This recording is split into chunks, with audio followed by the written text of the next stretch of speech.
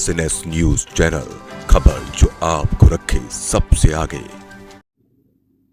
नमस्कार, मैं विशाल पटेल। खबर SNS टीवी में एक बार फिर से आपका स्वागत है।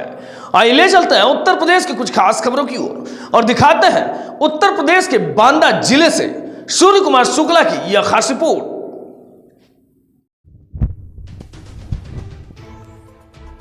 यूपी के जनपद बांदा में आज केंद्रीय मंत्री साध्वी निरंजन ज्योति शिक्षक MLC चुनाव के शिक्षक मतदाता जिला सम्मेलन कार्यक्रम में पहुंची और पहुंचकर कार्यकर्ताओं और मतदाताओं के बीच भरी हुंकार। सभी से भाजपा के प्रत्याशी बाबूलाल तिवारी को भारी मतों से विजयी बनाने की अपील की। साथ ही साथ सरकार की नीतियों का जमकर गुणगान किया। इसके अलावा विपक्ष को भी जमकर घेरा। रहे थे उनके सबूत के लिए आप अपील करने आई हैं, क्या कहना चाहती हैं? अरे यार, ऐसा है कि सही महीने में भारतीय जनता पार्टी ने कभी शिक्षक MLC चुनाव नहीं लड़ाया। जो चुनाव लड़े हैं वो ग्रुप वाले लड़े हैं। भारतीय जनता पार्टी का मानना है कि शिक्षा के क्षेत्र में ग्रुप नहीं होना चाहिए। यदि शिक्षक ग्रुप में बढ़ गए तो फिर अध्यापक विद्यार्थियों का क्या होगा। किसी न किसी रूप में शिक्षकों को भी एक करना चाहिए और एकजुट होकर के चुनाव में आना चाहिए। और बाबूलाल तिवारी जी जीत के पहुंचेंगे, अपनी बात रखेंगे। पहली बार भारतीय जनता पार्टी ने बाबूलाल तिवारी के रूप में शिक्षक MLC के लिए मैदान में उतारा है। मैं जनता से, जो हमारे शिक्षक हैं, मैं उनसे अपील करती हूँ कि आदरणीय बाबूलाल तिवारी जी को जिता करके पहुँचाएँ और अपने अधिकारों को क्यों जो शिक्षकों का अधिकार छीना है।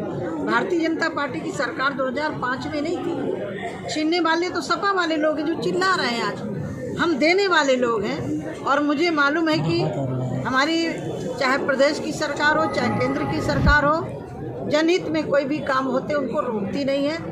और मुझे पूरी उम्मीद है कि बाबूलाल तिवारी जी पहुंचेंगे, अपनी बात वहाँ रखेंगे। मैम देखिए, मौर्य स्वामी प्रसाद मौर्य जी ने बयान दिया है, आपने अभी कहा संत है, मैं यहीं आई हूँ और खिचड़ी खाने के लिए, लेकिन वो तो रामचरित को मानस को बता रहे हैं। देखिए, मैं ऐसे लोगों का जवाब देना मैं उचित नहीं मानती हूँ। रामचरित मानस उन्होंने पढ़ा नहीं है और जिनको वेदों का बोध न हो, उपनिषदों का ज्ञान न हो, हमारे शास्त्रों का ज्ञान ना हो, उनको टीका टिप्पणी करने का अधिकार नहीं है।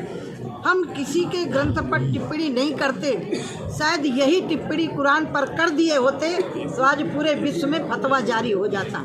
मैं स्वामी प्रसाद मौर्य के लिए मैं इतने कहना चाहती हूँ, अखिलेश जी जिम्मेदार हैं।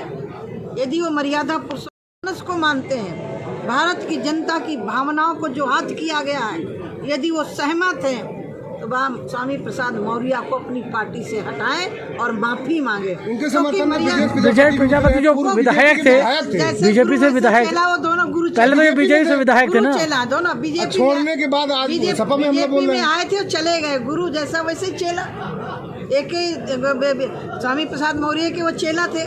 मैं इतना ही कहना चाहती हूँ, मर्यादा पुरुषोत्तम भगवान राम को जो पढ़ लेगा ना, वो कभी टिप्पणी नहीं कर सकता। अयोध्या से निकलते कोई अयोध्यावासी नहीं होता है।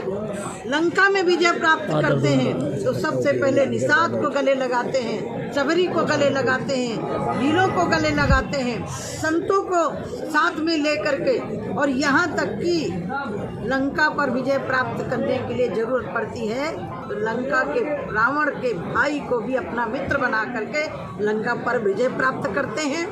राम पर कोई टिप्पणी करता है तो मुझे लग रहा है कि ऐसे हिंदू समाज को, ऐसे लोगों को माफ नहीं करना चाहिए। रामचरितमानस ऐसा पवित्र ग्रंथ है जिसमें रत्न है, लेकिन जिनको रत्नों का ज्ञान नहीं है, पढ़ा नहीं है, तो दर्शन दृश्यते अनेन इति दर्शनम, जो दर्शनों को पढ़ता है वही उसके रहस्य को जान सकता है, दूसरा नहीं समझ सकता।